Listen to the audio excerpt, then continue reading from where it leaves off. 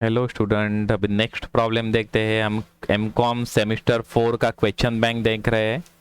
Okay, उसमें हम financial management का सब्जेक्ट है वो कर रहे हैं। और क्वेश्चन बैंक में से हम प्रॉब्लम नंबर अभी 16 देखेंगे। ये रिलेटेड टू रिसीवेबल मैनेजमेंट से है।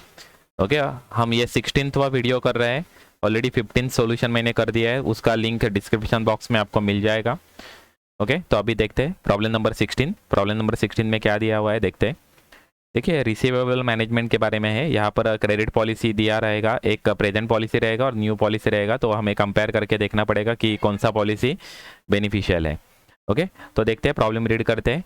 निको limited has provided following estimates for the upcoming year. Sales दिया हुआ है 50,000 यूनिट्स, सेलिंग प्राइस दिया हुआ है 5 रुपीज़, वेरिएबल कॉस्ट दिया हुआ है 3 रुपीज़ पर यूनिट है, टोटल कॉस्ट है 4 रुपीज़ पर यूनिट है। मतलब आप देखोगे तो 1 रुपीज़ प्रॉफिट रहेगा, 1 रुपये का फिक्स कॉस्ट रहेगा, वेरिएबल कॉस्ट 3 रुपीज़ है, 3 रुपीज़ है। बैड डेप्स का परसेंटेज दिया हुआ है 2% है। ओके, उसके बाद में क्रेडिट पीरियड अलाउड है 2 मंथ्स है। ये प्रेजेंट पॉलिसी का 2 मंथ्स क्रेडिट पीरियड है। Okay, the company desires to increase the credit period from to its customer from 2 months to 3 months. मतलब अभी न्यू जो पॉलिसी रहेगा उसमें 3 मंथ्स क्रेडिट पीरियड रहेगा, ओल्ड पॉलिसी प्रेजेंट पॉलिसी में 2 months का क्रेडिट पीरियड है। It is projected that increase in credit period will result increase in sales by 20%। मतलब ओरिजिनल सेल्स हमारे कितने थे, 50,000 थे, उसमें 20% इंक्रीज हो जाएगा। 20% मतलब आगे जाएंगे 10,000 यूनिट्स। 20% मतलब हो जाएगा टोटल सेल्स न्यू पॉलिसी में 60,000 यूनिट्स हो जाएंगे। Percentage of bad debts will increase to 5%। मतलब ओरिजिनल प्रेजेंट पॉलिसी में बैड डेप्स थे 2% थे, न्यू पॉलिसी में हमारे बैड डेप्स रहेंगे 5% रहेंगे। The company plan on pre tax return of 20% on investment in receivable. मतलब ये अपॉर्चुनिटी कॉस्ट दिया हुआ है 20% है। ओके, तो हम 20% हम एक्सपेक्टेड कॉस्ट हम कंसिडर करेंगे, वो निकाल लेंगे एवरेज डेटर्स पे। Okay, you are required to examine and advise which policy company should adopt. Okay, तो देखते हैं हम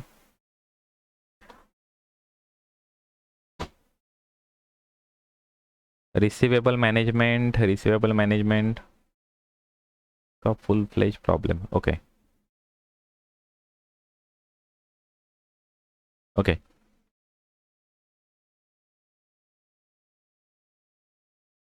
ये हम प्रॉब्लम नंबर 16 करने वाले हैं। Okay, problem number 16।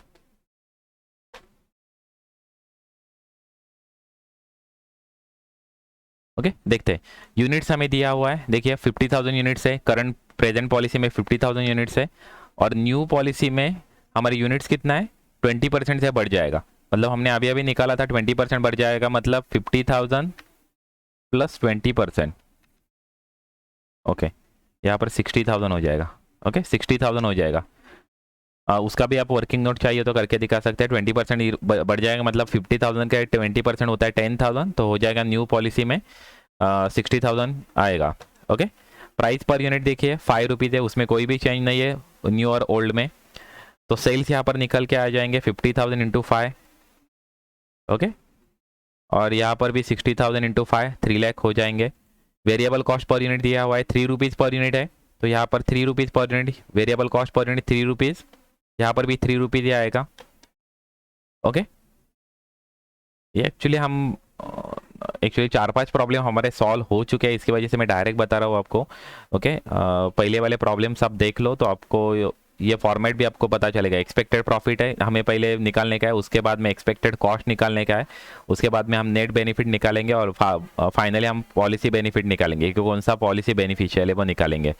ओके, तो देखिए पहले क्वांटिटी, उसके बाद में प्राइस पर यूनिट, उसके बाद में हमने सेल्स निकाल लिया, वेरिएबल कॉस्ट पर यूनिट निकाल लिया, उसके बाद में वेरिएबल कॉस्ट रुपीज़ में निकालेंगे। तो quantity into variable cost per unit का रेट मल्टीप्लाई करके हम वेरिएबल कॉस्ट रुपीज़ में निकालेंगे, तो 1,50,000 आ रहा है।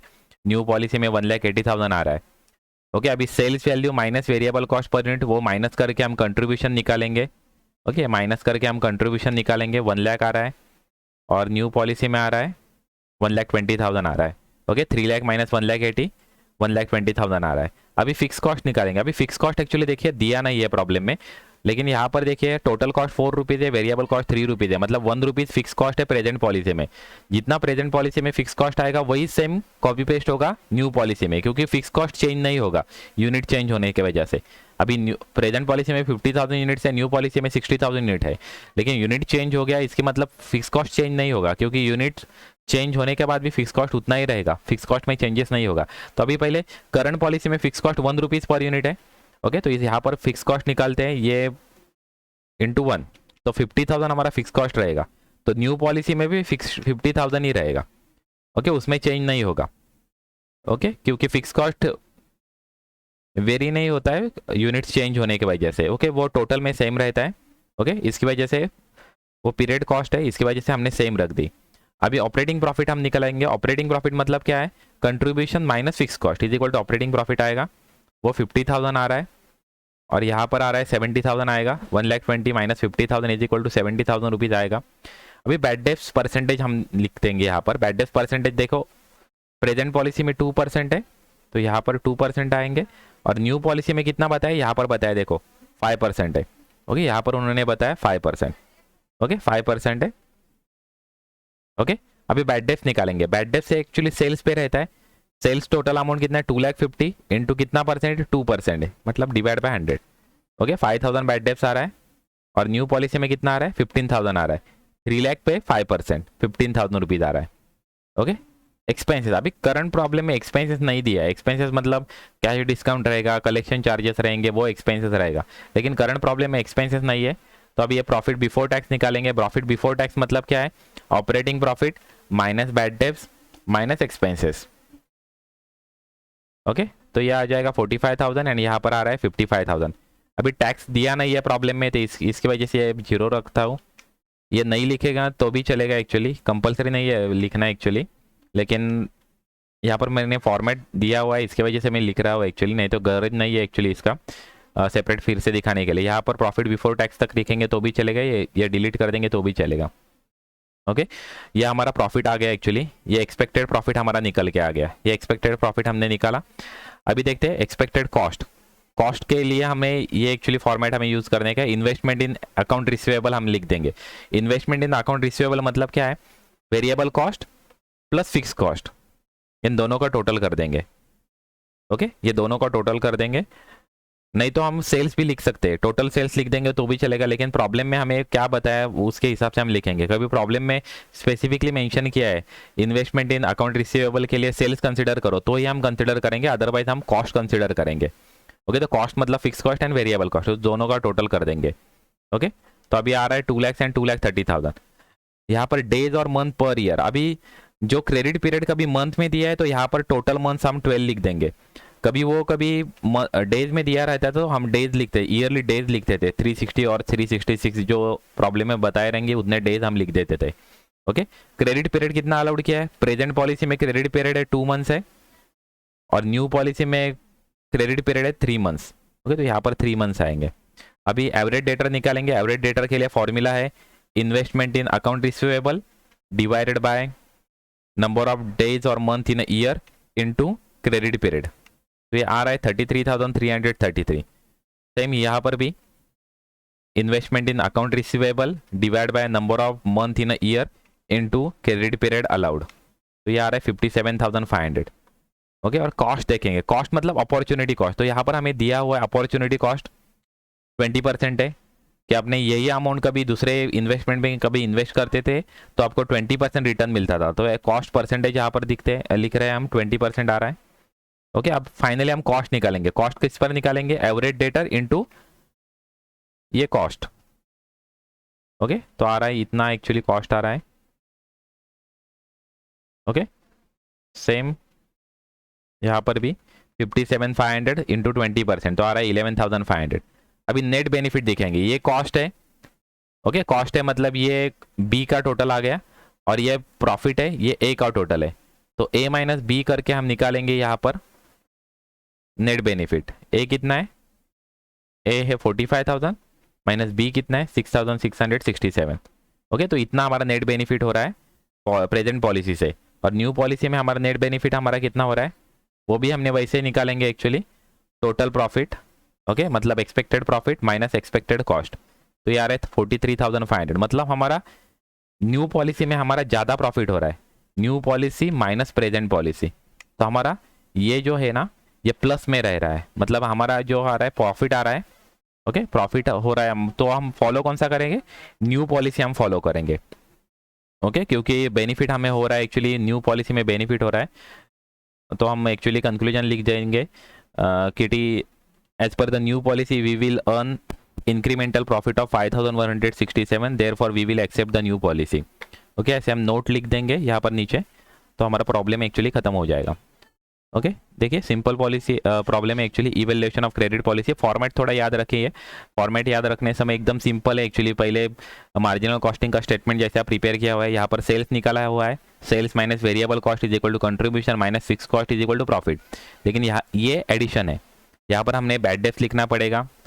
क्योंकि क्रेडिट पॉलिसी हम कंपेयर कर रहे हैं तो बैड डेप्स का कॉस्ट भी हमें कंसिडर करना चाहिए, bad debts actual bad debts कितना हो सकता है, और उस पर मतलब कलेक्शन एक्सपेंसेस मतलब क्या है, डिस्काउंट कलेक्शन चार्जेस, तो ये यहाँ पर लिख देंगे, ओके तो यहाँ पर अभी ये ऑपरेटिंग प्रॉफिट माइनस ये टोटल एक्सपेंसेस कर देंगे, बैड डेप्स और अदर एक्सपेंसेस, तो यहाँ पर ऑपरेटिंग प्रॉफिट बिफोर टैक्स आ जाएगा, टैक्स रहेगा तो टैक्स माइनस करके यहाँ प्रॉफिट आफ्टर टैक्स आ जाएगा, ओके उसके बाद में एक्सपेक्टेड कॉस्ट हम निकालेंगे, अभी कॉस्ट कौन सा है, अपॉर्चुनिटी कॉस्ट है ये हम कॉस्ट कौन सा निकाल रहे हैं, अपॉर्चुनिटी कॉस्ट की ये जो अमाउंट हम अकाउंट रिसीवेबल में हमारा ब्लॉक होके रह रहा है, वो कभी हम बाहर कभी इन्वेस्ट करते थे तो हमारा कितना प्रॉफिट, हमारा कॉस्ट मतलब हमें कितना प्रॉफिट हो सकता था वहाँ पर, वो एक्चुअली हमारा अपॉर्चुनिटी कॉस्ट है, वो भी हम कंसिडर करेंगे, तो यहाँ पर हम पहले investment in account receivable find out करेंगे, तो उसके लिए हम fix cost plus variable cost ये कंसिडर कर सकते हैं दोनों का टोटल, और सेल कंसिडर कर सकते हैं, प्रॉब्लम में कभी बताया कि सेल्स कंसिडर करो तो ही हम सेल कंसिडर करेंगे, अदरवाइज हम fix cost plus variable cost total कर देंगे, मतलब ये वाला point number 5 variable cost and point number 7 fix cost, ये देखो 5 + 7 ये कंसिडर करेंगे, तो यहाँ पर भी हमने 5 + 7 कंसिडर किया है, variable cost plus fix cost, उसके बाद में ईयरली मंथ और डेज हम कंसिडर करेंगे, कभी क्रेडिट पीरियड कभी डेज में दिया है तो यहाँ पर डेज लिख देंगे, क्रेडिट पीरियड कभी मंथ में दिया है तो यहाँ पर मंथ लिख देंगे, टोटल मंथ रहते हैं 12, टोटल डेज 360 और 366 रहते हैं, वो प्रॉब्लम में दिया रहता है नॉर्मली 360 कंसिडर करने को बोलते हैं, तो वो हम लिख देंगे, और ये एवरेज डेटर्स हम निकाल लेंगे, एवरेज डेटर्स निकालने के लिए investment divide by number of days in a year into credit period, तो ये एवरेज डेटर्स आता है, कॉस्ट मतलब अपॉर्चुनिटी कॉस्ट के परसेंटेज हमें प्रॉब्लम में दिए रहेंगे तो वो हम अप्लाई करके इसको मल्टीप्लाई करके हम यहाँ पर कॉस्ट निकाल लेंगे, ओके और प्रॉफिट माइनस कॉस्ट करके हम नेट बेनिफिट निकाल लेंगे, और हम ये कंपेयर करेंगे न्यू पॉलिसी में ज़्यादा प्रॉफिट हो रहा है इसकी वजह से ये एक्सेप्ट करेंगे न्यू पॉलिसी, अदरवाइज रिजेक्ट करते थे, यहाँ पर कभी आंसर कभी माइनस आता तो रिजेक्ट करते थे, मतलब new policy minus old policy करके हम ये इंक्रीमेंटल कितना प्रॉफिट है वो निकाल लेंगे, ओके तो इस तरह से हमें सॉल्व करने का है, ओके चैनल को सब्सक्राइब कीजिए, लाइक कीजिए वीडियो, शेयर कीजिए वीडियो आपके अदर फ्रेंड्स में, okay best of luck for the examination, okay thank you very much, okay और एक्चुअली 2-3 प्रॉब्लम्स है, हमारा एक्चुअली ये फाइनेंशियल मैनेजमेंट टॉपिक अभी ख़त्म होने को आ रहा है, ओके 2-4 प्रॉब्लम एक्चुअली खाली बचा है, ओके ये टॉपिक ये हमारा प्रॉब्लम 16 प्रॉब्लम चल रहा है, टोटल 21 प्रॉब्लम्स है, मतलब और अभी 5 प्रॉब्लम खाली बाकी है, okay thank you very much, okay subscribe to my channel, thank you.